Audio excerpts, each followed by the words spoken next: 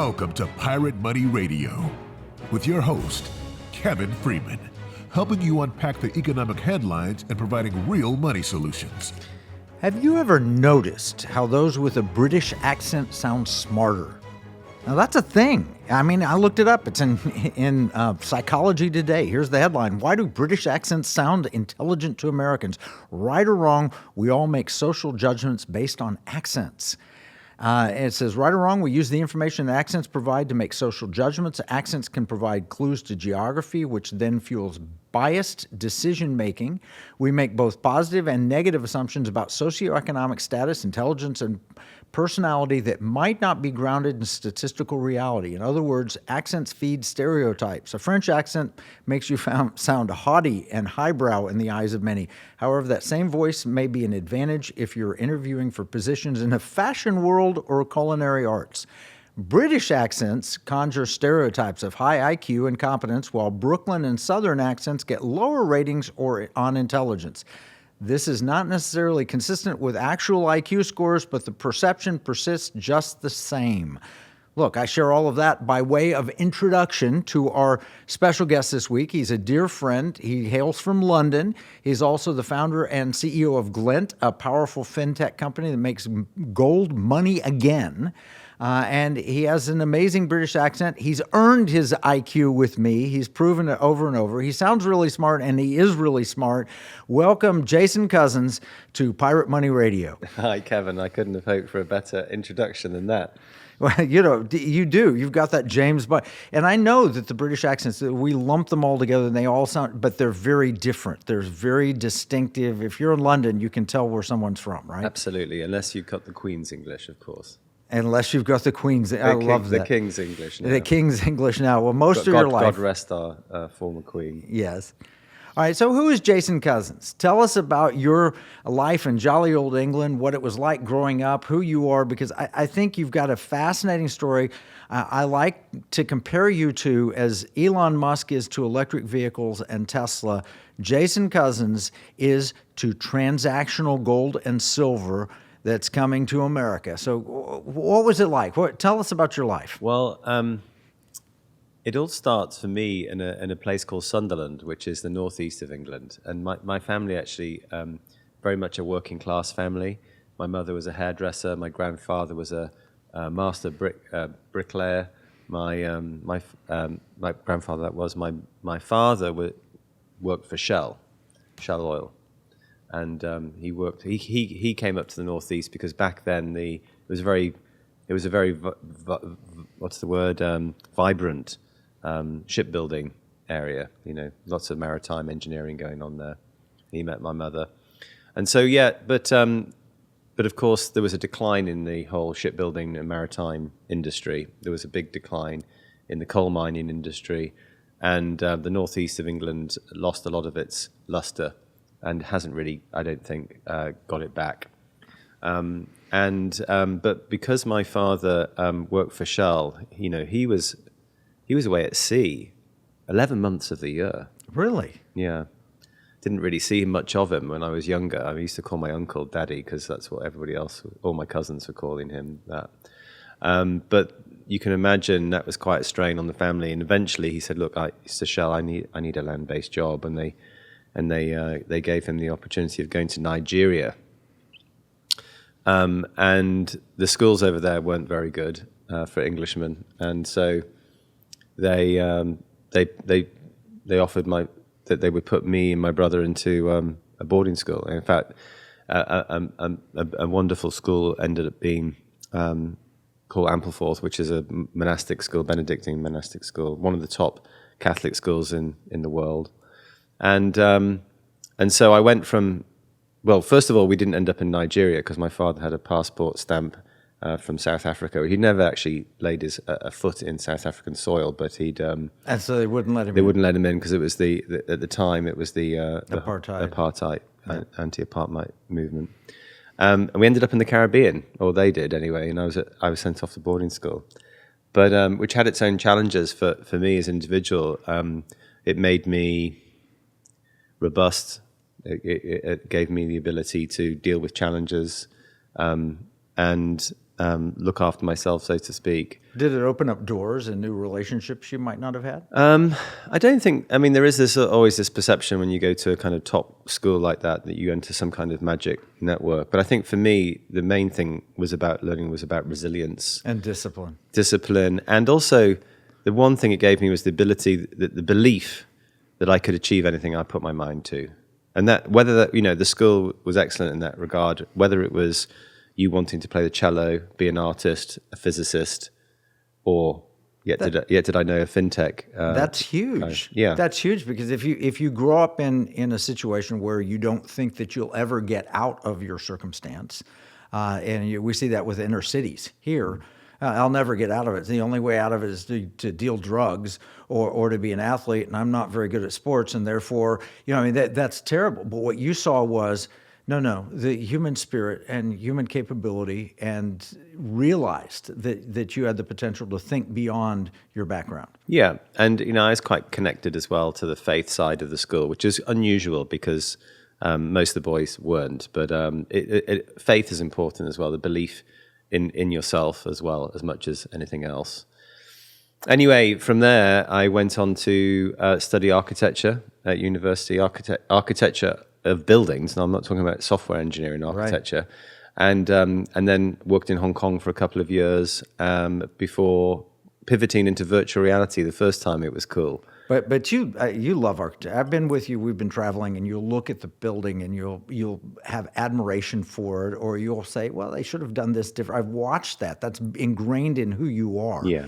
And if you're to pick the great professions, architecture would be one that you'd always put up there very highly. Well, Ayn Rand wrote a book. I haven't actually read that one, but I've read Atlas Shrugged, but she's also written one as an architect, I think, hasn't she? Yeah. Look, it was a fantastic education, and actually it prepared me for this emerging explosion of this digital ecosystem, this internet. And so although I got involved in virtual reality, which you can see was a natural progression from architecture, I then soon pivoted my company into building some of the first e-commerce systems for some of the top high street retailers. And actually, I never would have guessed, but actually architecture, it was a perfect education, because now I was hiring teams of software engineers instead of structural engineers. Right. And the processes for design and understanding and how you build something like an e-commerce site were the same kind of. I used the tools from my education in architecture and applied them to this digital ecosystem, which was fascinating. 100 years ago, as an architect, you could design and build the retail outlet. And what you just did was build a virtual version of that. Yeah, and I think, I don't know, for whatever reason, I've always been interested in the next important thing to do. So, obviously it was virtual reality. That was a bit ahead of its time. Then it was e-commerce. And then, of course, so that was the world I was in, this digital ecosystem. And I was, 2008 hit. Yeah. 2008 hit. Well, we're going to get to that. I don't want to leave this whole notion, though. We've got a guy with a cool British accent here talking on Pirate Money Radio. One question I have to ask, I know we'll take a break in just a minute, but what is it? You live in London. What's the thought of America when you get together? What's the thought? I know it's got to be, look at those crazy Americans, but what do people think? No, I think the most important impression of the United States for me is this place which really fosters and encourages innovation and entrepreneurship. And going back to what I said about my education, this belief that anything can be achieved. And you very graciously compared me to Elon Musk, but what an amazing achievement! A man who's able to create electric cars and not out of nowhere, the whole supply chain, everything. Spaceships are going to go to Mars, and the list goes on. Robots, artificial intelligence. And that could only really have happened in America. Only in America. Well, and we look and we see that the average American doesn't see the great future for his kids that they once did. So we've got to revitalize that in America. And the good news is something you developed in London is going to help us bring that back. Individual liberty and a great future for our children and our grandchildren. We're going to take a break. We'll be right back with Jason Cozens from London. Here's a $10 bill. It's got the picture of Alexander Hamilton on the front of it. You know, it's kind of sad. When I was 10 years old, everything that I could buy for $1 now costs about $10. That's the cost of inflation.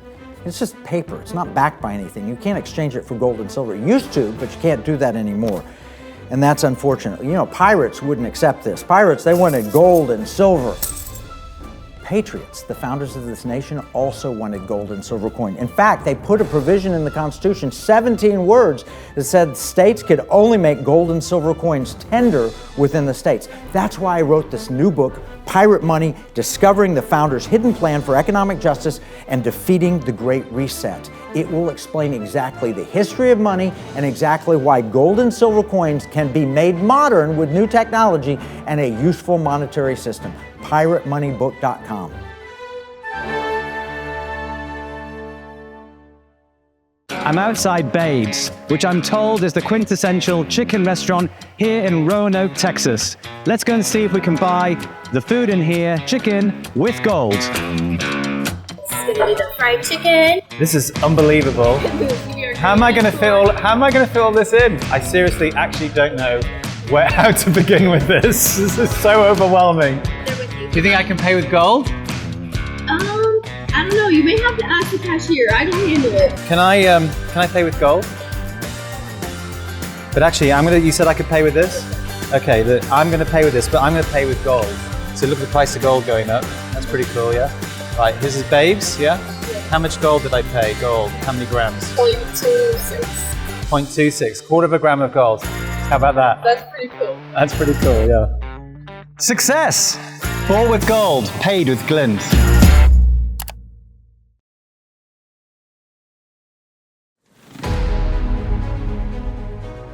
Welcome back to Pirate Money Radio with your host, Kevin Freeman. Yeah, and our special guest, live from London. He actually came here, flew in from London just a couple of, yesterday or day before, and he came into our Pirate Money Radio studios, and I've known Jason for a while. We've gotten to know each other quite well in a very short period of time.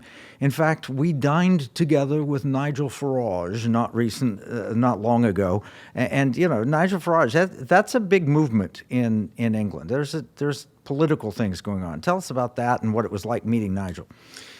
Yeah, I mean, I think like in lots of parts of the world, there's a polarization going on between the left and the right. And if we look, though, at what happened during COVID, my personal opinion is that whoever was in power during COVID were going to get kicked out. And of course, that happened with Trump over here, didn't it? And the Biden administration got in. And then it happened to Biden right after that, because he was, But of course, the Conservatives in the UK were in power, and of course, you know, after COVID, they were just in the way their re-election process happens. It happened later than here, but eventually, of course, the Tories, or the Conservatives, as you might call them, got kicked out, and we're now with a Labour government. But I mean, I think there's a huge amount of challenges in all countries, not just in the UK. They're all very, very similar all around the planet. We're dealing with a situation where, you know, the magic money tree, you know, undisciplined money creation, printing of money out of thin air, in my view, has led to all kinds of challenges throughout society. You know, the US and the British debt. You know, each country has a problem with debt because, of course, we've all been able to print money, and this has led to a moral hazard that doesn't just affect our economy, but also affects society itself, I think. Well, jumping on that, it absolutely affects society itself. We looked at since 1971, when Richard Nixon left the gold standard, we see birth rates have declined. We've seen household formation has declined. We've seen more two earners in a household because one earner wasn't sufficient, and that's led to a demographic problem. And the demographic problem has led to an immigration issue, and an immigration issue has led to immigration problems and crime and various other things that are associated with it. It all comes down eventually to money, And there are only three things you can do with your money. You can give it, you can spend it, or you can invest it. Here at Pirate Money Radio, we work to explain solutions that support all three areas in a way that promotes liberty, security, and values. Patriot Mobile, it's a mobile phone company. They support the Pirate Money Radio program. Patriot Mobile uses U.S. carriers, including AT&T, Verizon, and T-Mobile. It operates on both Apple and Android phones. More information about the Economic War Room, our sister program, and Patriot Mobile is available at piratemoneyradio.com/AFR. That's piratemoneyradio.com/AFR. And we're talking about money from a biblical standpoint. I want to give you Proverbs 20:10. This is from the New King James. Diverse weights and diverse measures, they are both alike an abomination to the Lord. That means that if your money is not fairly treated, everybody's not treated the same by money, it's a diverse weight or a diverse measure, and that is an abomination to God. There's really a moral hazard here. Yeah, right? and I think everybody feels it, but no one understands it. And even when I start to describe it, people don't really get it. It takes them a good couple of minutes to really think about it and the penny to drop. Well, you know, from my time working with Wall Street firms, I can show you 100, maybe 1,000 ways to hedge your money against inflation, to where wealthy people have the opportunity that they can invest in such a way to benefit from inflation. But you talk to the average shopkeeper or the average worker, and you'll find, no, they're all harmed by it. Yeah. You explained the Cantillon Effect. Can you share a little bit about what that means and how it works? There's Kevin using the French accent, of course, make him sound sexy. Yeah, but actually, as I opened up, it makes you sound haughty, and so. All right, give me the British version. Well, listen, he's an Irish-French economist, so give me the Irish version. Yeah, I'm very impressed with your command of the French language and the Cantillon. I used to say Cantillon. I'm going to start using Cantillon as well. The Cantillon Effect. Look, it describes how money, the effect of what happens when money is printed or created out of thin air, when it doesn't have any backing, doesn't have any constraints, and if you kind of sum it up, it's those closest to the money supply benefit disproportionately from those furthest away. Okay, so who's closest to the money supply? Well, who ultimately wins? the government is, and the government has now, since we came off a gold standard, where previously gold had been money for thousands of years, going back as early as 5,000 years ago, and of course gold was money up until 1971 when Nixon took us off the gold standard. And let me just pause there, because Bretton Woods, we came to an agreement. Global agreement, all the major Western nations of the world who'd won, the winners from World War II, came together and said, all right, U.S. economy was the least harmed by this war in Europe and is in the best position. So we're going to let the U.S. dollar, but you have to back your dollars. And they were backed at that time by 40%. 40 cents on every dollar, 40 cents worth of gold. And then 1971, the French, the haughty French, c'est la vie. They came and they asked to have their gold given back. That was Charles de Gaulle. There's a great YouTube video, you can watch it, and it's de Gaulle at the United Nations saying, I don't trust you Americans because I think you're printing more money than you have gold. Right. And so they were sailing their Navy ships into New York and exchanging those dollars, because governments could do that, even though individuals were banned from owning gold, of course. Governments could exchange their dollars for gold because it really just was a certificate to say, this is backed by gold. And of course, it's a temptation that every government always has throughout history. It's always happened that at some point, governments are spending unsustainable debts. And at the time, of course, the Americans had the Vietnam War, and they were printing more dollars than they had gold. And so, but here were the French exchanging it for gold. So Fort Knox was just going down. We don't, to this day, know how much gold's in there, which is why President Trump and Elon Musk were recently calling for an audit, weren't they? Yeah, and they're not calling for an audit, which scares me a little bit. All right, but then you go back. So the government wins. If you print a bunch of money, the government wins because they can buy stuff out of thin air. They create money and buy stuff, so they win. Who else wins? The magic money tree, and it creates all kinds of unsustainable initiatives and political promises that they've given to the electorate. Right. But the next group of people to benefit are the bankers themselves, and the bankers, of course, are able to make a lot of money from selling this fake money, this money that's created And out they're of not thin air. even printing it anymore. Now No, it's no. just created on a computer as a 1 or a 0. Yeah, if you want to talk about accents, I'm not quite sure what a Roman accent would have sounded like, but ex nihilo is the term for out of nothing. And literally, when you go in the bank now and you ask for a loan, they don't lend you the money that other people have deposited in the bank. No. That's the deposit base. They lend out up to 5 times as much money that has been deposited in the bank. Let's just think about that. Money is put in the bank, say $100. They can lend out $500. Where does that come from? Out of thin air. They just Because print they it. assume you're not going to show up and I want my $100 back. Yeah, they do. And therefore, there is no money in the bank, effectively. And it's all a big Ponzi scheme. And so, that was something that I've came to realize back in 2008, that the bank is by far, it is not a risk-free deposit of funds. No, yeah, I want So to that's the banks. Yeah, no, there's no question. I want to be careful here because fortunately we do have an FDIC that does have insurance. We do have banks, and yes, they understand about how often people are going to come and get their money, and so they have lending standards associated. So we have very few runs on the banks, and when we do, the federal government has stepped in, and banks are still necessary. I use banks and all that. So when you use the term Ponzi scheme, it's a very legal. Yeah, sorry, I was being a bit flippant with my words there.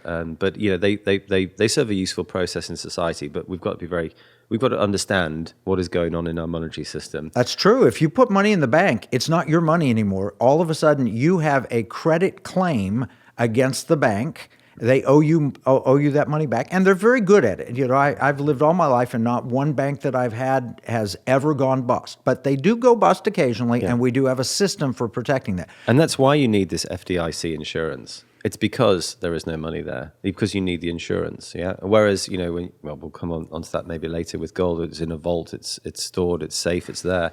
But the next group of people, of course, to benefit from this monetary system are the richest in society, the richest companies, the richest individuals, the high net worths. They don't find it hard to borrow money.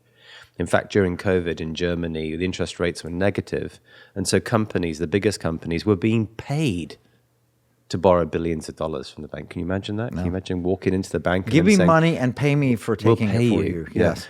And so this is what I'm starting to talk about now. The further away you are from the monetary system, the creation of the money, the least you benefit from that.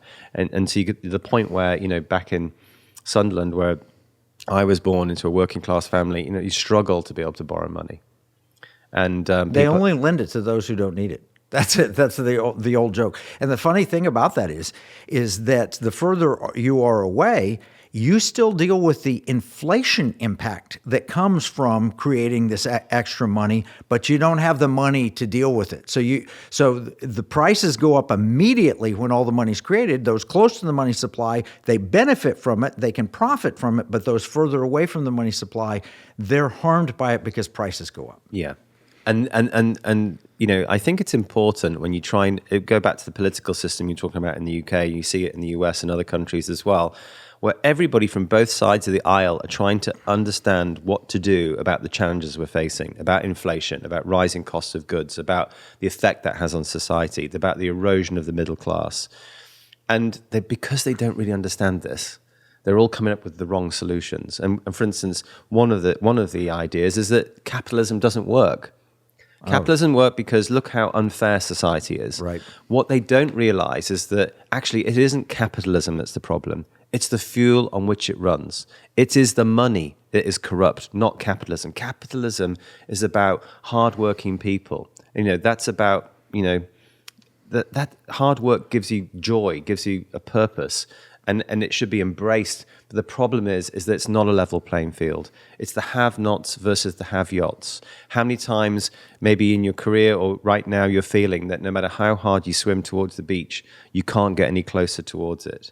The current is going against you. Meanwhile, those on the yachts are sailing in no problem. That's the problem we're facing. And if people could understand that, we'd be some way to understanding how to fix the problems we've got. The tech bros in Silicon Valley, etc. They are very bright. They're very intelligent people, but their success doesn't just come down to their intelligence. They've had a hose pipe of money pumped at them for the last 20 years. And that has definitely contributed to their success. And that's where you get the Barack Obama saying as president, you didn't build that. We as all of society built that. Well, actually, we don't want to denigrate the entrepreneur. The entrepreneur is absolutely essential to free market capitalism, the growth, the success that we have. At the same time, we need to realize that we've given them an unfair advantage because we have an unfair monetary system. We'll be talking with Jason Cozens from Glint about this right after this break. In uncertain times, finding stability in the economy can feel challenging. But what if you could navigate economic volatility while honoring your biblical values? At Timothy Plan, they believe this balance is possible. Timothy Plan filters its volatility-weighted ETFs and family of mutual funds through a biblical pro-life and pro-family lens, so you can see competitive returns and moral responsibility, helping you to weather the economic storms. With Timothy Plan, align your investments with your values while adapting to our ever-changing culture. Since 1994, Timothy Plan has been recognized leader in biblically responsible investing. Timothy Plan, your bridge between faith, finances, and the future. Visit timothyplan.com or call 1-800-TIM-PLAN or 1-800-846-7526. Investing includes risk, including possible loss of principal. Before investing, carefully consider a fund's investment objectives, risks, charges, and expenses contained in the prospectus available at timothyplan.com. Gold holds its value far better than the US dollar. Let's see what happens when I go in this sweet shop and pay with gold. Can I pay with gold? I mean, you can wait, find out how much it costs. Do you know what? Basically, do you know why I'm even using gold? I do not. It holds its value over time, but it's a bit difficult to spend, isn't it? Do you take this?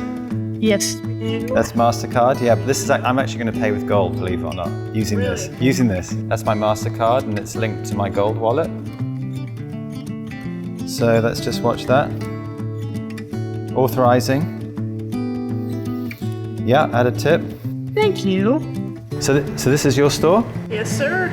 And how much gold did I pay? 0.2243 grams. Yeah, success. Bought with gold, paid with Glint.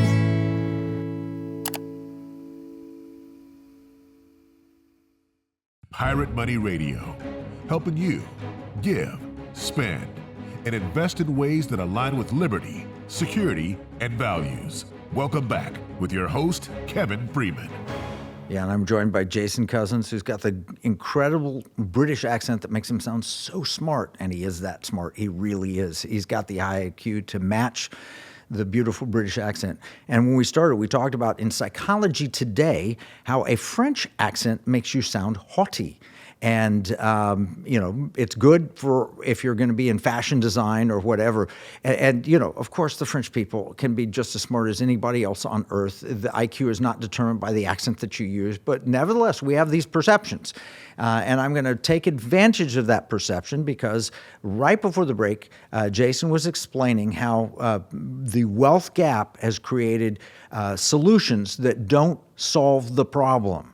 And so what we've done is we've created Band-Aids that cause more problems. So inflation is bad. Let's print more money and give people more money, and you create more inflation. That's a problem. And in France, there was an Irish-French economist, Richard Cantillon. He wrote about the Cantillon Effect. It was published after he died, which is interesting, but it was prescient. It was portending the horrible future that France was about to face. And I'm going to read this. The haughty French. No, I'm just kidding about the haughty part. But the French monetary policy contributed to the revolution, the French Revolution, through years of fiscal mismanagement, excessive national debt, and the failed solution of issuing vast amounts of paper money to resolve financial crises. This led to hyperinflation, eroding the value of savings and wages, skyrocketing prices for essential goods like bread, and breakdown of economic and social stability, ultimately fueling popular discontent against the monarchy. But the people closest to the king, they made out big time until they lost their heads because society failed. We're seeing this happen in New York. Right now, Mamdani saying the wealth gap is big, so let's abandon capitalism. We want state-run grocery stores. We want rent controls. We want free money, free buses, free education, free all of this. And in essence, he's taking us down a socialist pathway if he gets elected mayor in America's most historically important capitalist city. And that's a dangerous thing. We have a better solution. We talk about it all the time. We call it pirate money. And pirate money is to go back to gold and silver as a standard. So you can't create, God creates money in this case. The central bank doesn't create it. It cannot be created by a government. God creates money, and they use money as a useful standard. It's an honest weight and measure. And we're talking with a guy who actually, separately from what my work on this, where I was saying we got to do this and we wanted to get laws passed to enable it, he went out and built the technology that makes it possible. He is the Elon Musk of transactional gold, as Elon Musk is to electric cars or to affordable space travel, if that's a thing, and it's soon to be a thing.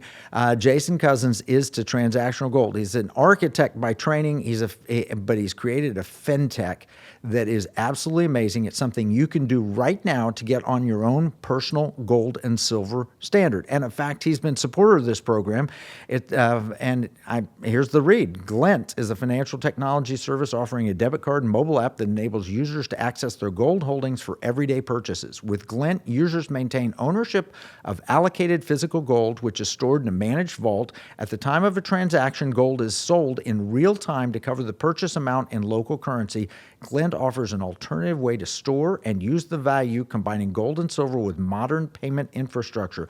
Glint clients can monitor their gold balance, view transaction history, manage their account through the Glint app, available on major mobile platforms. More details about how vaulted physical gold can be used as money are available at glintpay.com/gold247. Again, that's glintpay.com/gold247. Glint, providing access to gold for modern spending. And Jason, I went with you. We walked into one of the leading grocers in America and walked in and bought a bag of oranges together. Do you remember that? I do. And I pulled out my gold coin and said, I want to buy these.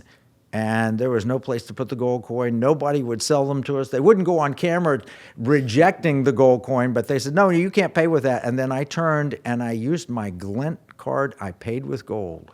Yeah, you came up with a great phrase I'm using a lot, actually. I think you said, bought with gold, paid with Glint. That's exactly I loved right. It. Explain how you got to build Glint and how it operates today. Go very short on how you got there, because I don't really know how Elon built the first electric car, but I know people drive them and love them, and now self-driving cars are a thing.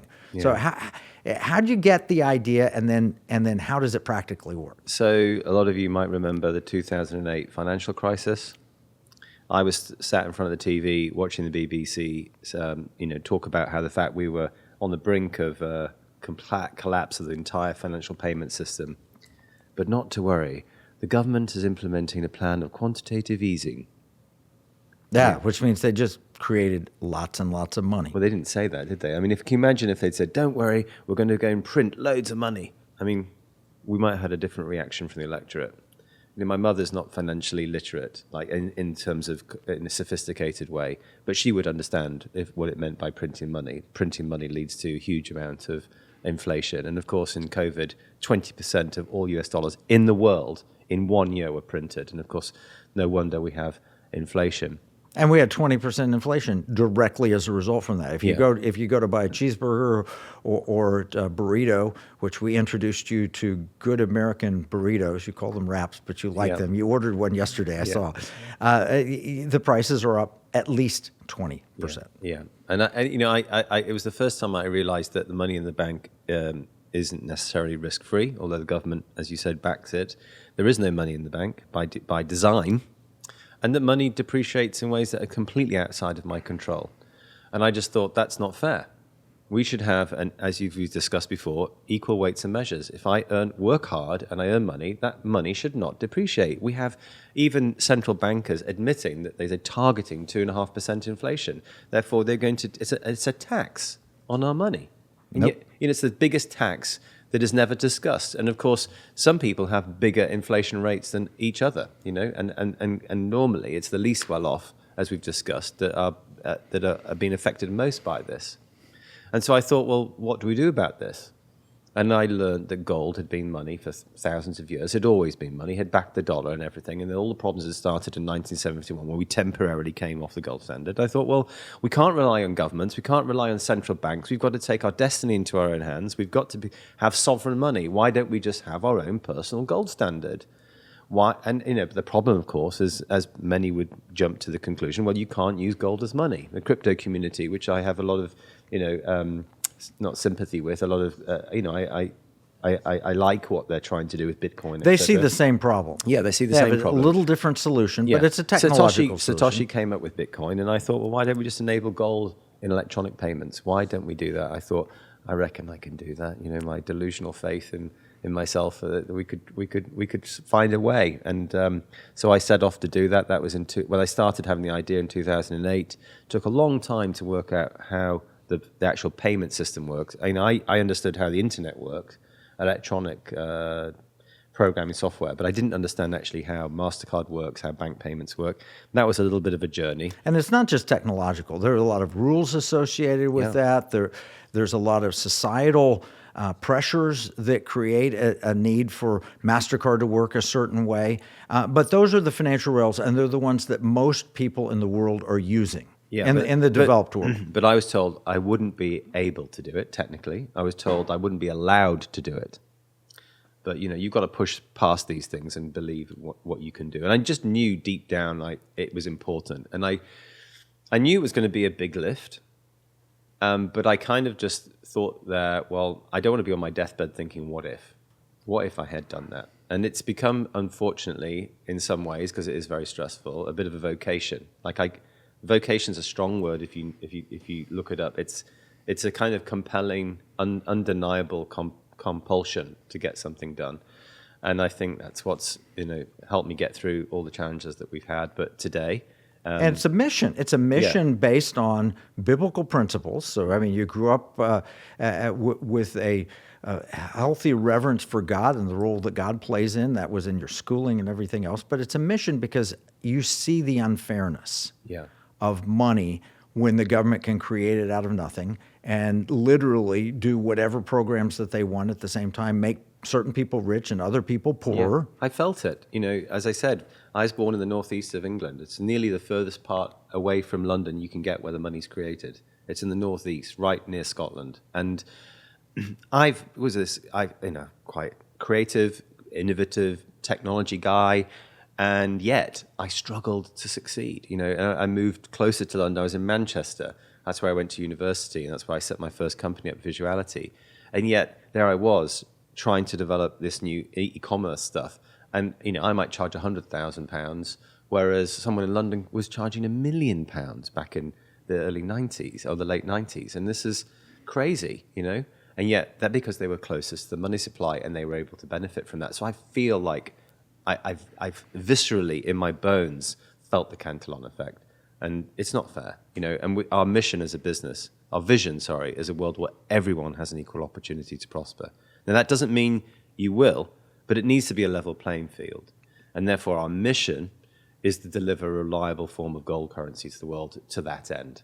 And if you don't do that, the risk is you have Mamdani in New York who says we've got to turn to socialism, which is equally shared misery.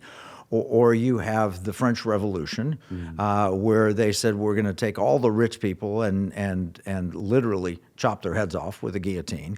And the wealth gap hasn't been as big since as it was in the French Revolution. We've now got back to the same wealth gap that they had. Which is going to lead to very bad outcomes, and they're unbiblical outcomes. The biblical outcome is you respect another person's property, but give me my fair opportunity to earn mine for my family and my future. And gold allows that, because if your money just disappears every year, 5, 10, 20%, which has happened in a lot of economies and could happen here with $37 trillion in debt.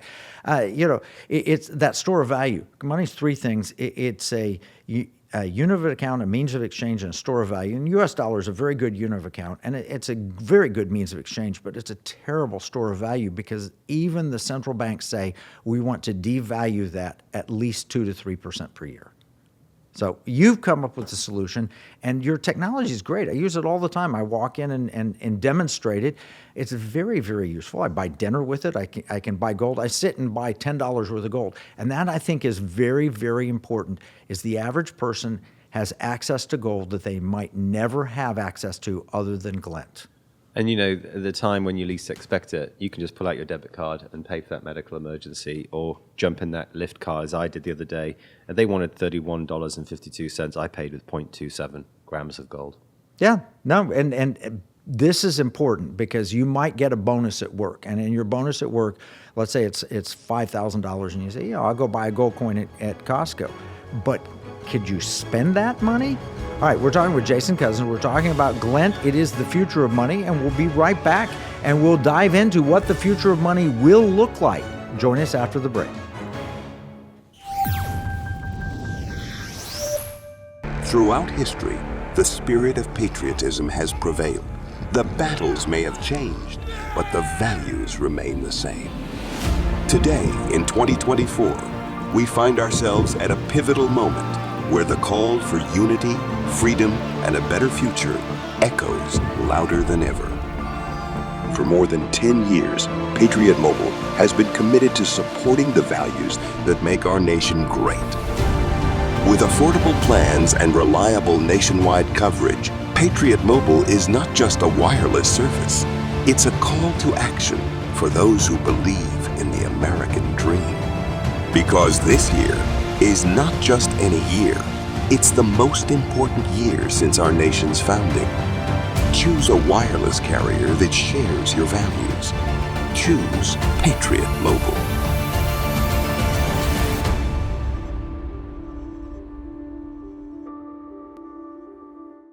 Washington said paper money opens the door to every species of fraud and injustice. Jefferson said paper is poverty. Hamilton said to emit an unfunded paper as the sign of value ought not to continue a formal part of the Constitution. The founders hated paper money, so they put a pirate money clause in the Constitution for our state to use.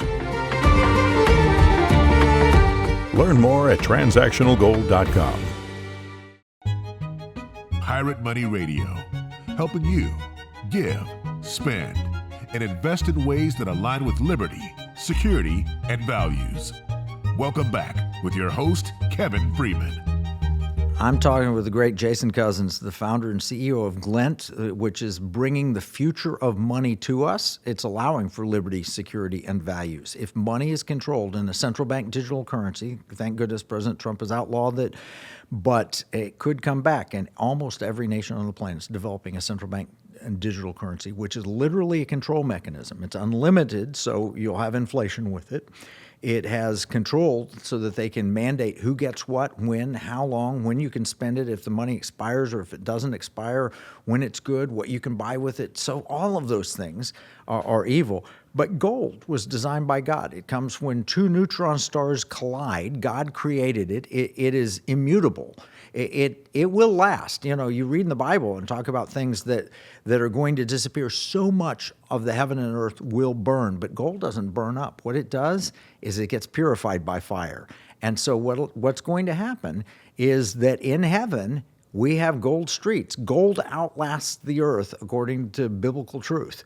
And so gold is, but it's not anything it's something that you should honor over a human being. It's not anything you should honor. It is a thing. It's money. It's God's money, and it has been since the dawn of man, and in every society on earth, it's been used as money. Even it's ingrained in us. The Olympics have gold, silver, and bronze, which is gold, silver, and copper, and gold is always considered the finest. Now, Glint is an amazing thing you've built because you can get gold and silver in Glint, and I can go right now on my app, I've got it right here, and I can buy whatever at the spot price. How does it work?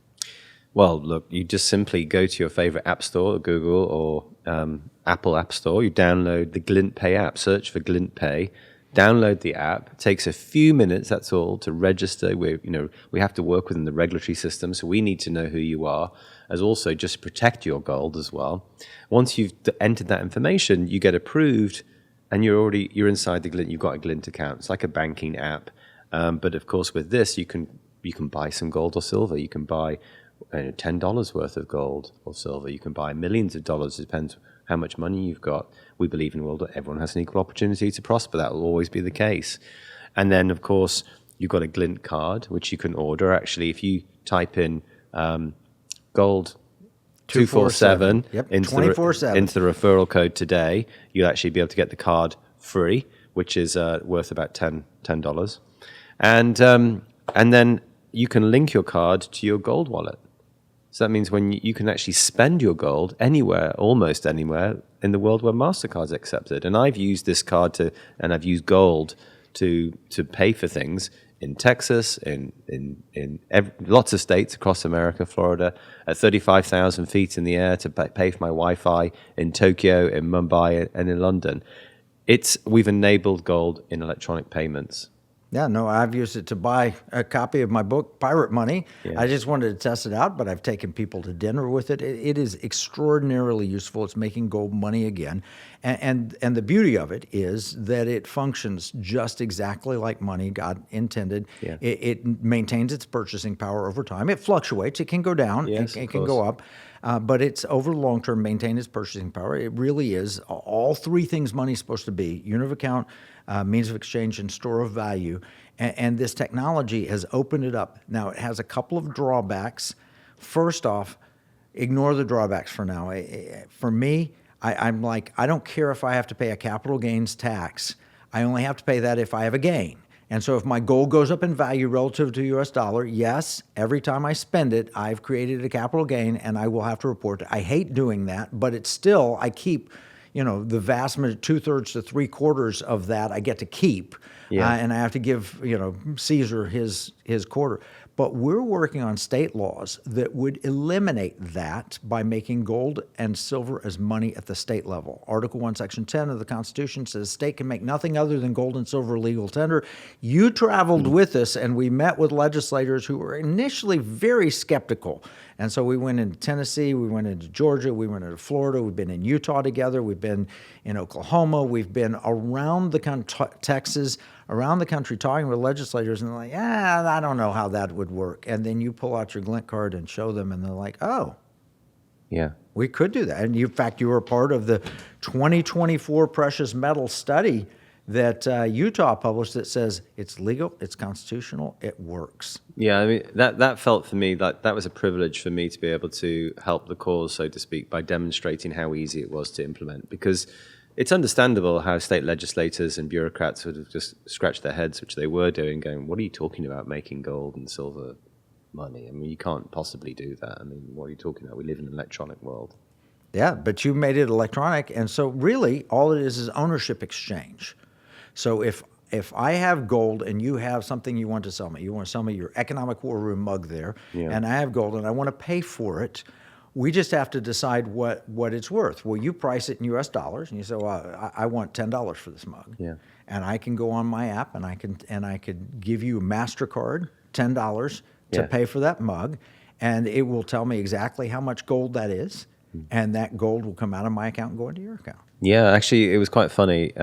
A couple of years ago, I was in a London cab. We've got these black cabs, famous black cabs in London, and I get in the cab, and I said to the taxi driver, can you take me to this hotel? I've got, but first, can we go home? I need to go to my house and pick up my black tie dinner suit. He said, yeah, no problem. He goes, so what are you doing at this hotel? I said, I'm going to a fintech awards. Fintech awards? What's fintech then? I said, it's like some of these like neobanks and things like Revolut and Monzo and Robinhood and things like this. He goes, oh, yeah. He says, I've got one for you. He goes, Glint.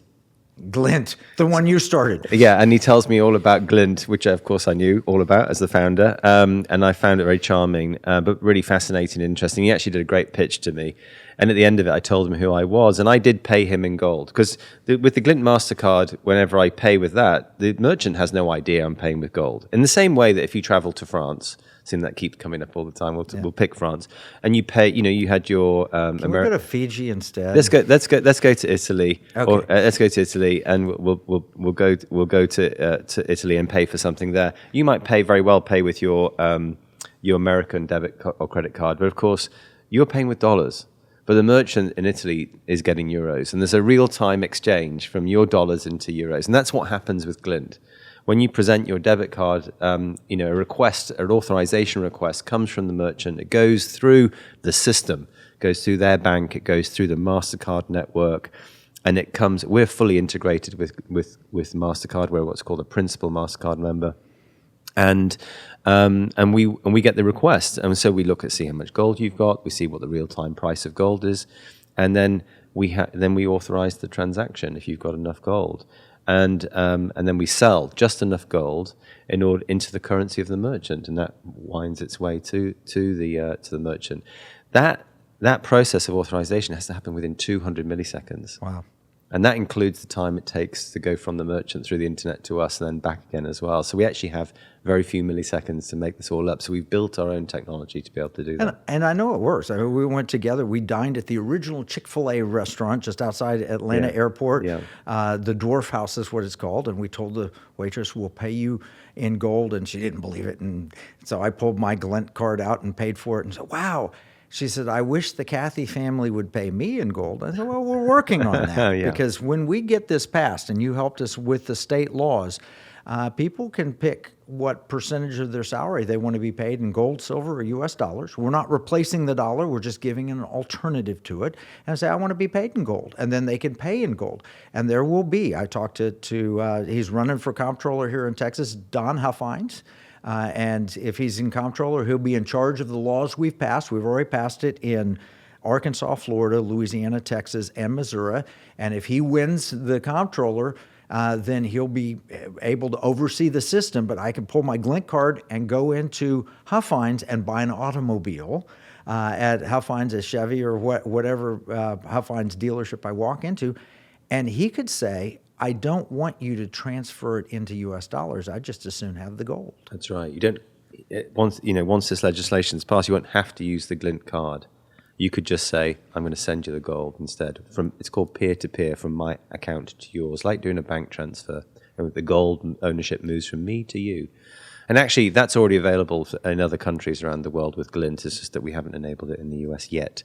But now we're going to be doing that over the next year. Well, here's the exciting part: is you can get on the personal gold or silver standard right now today, if that's what you're interested. You can learn more at glintpay.com/gold247.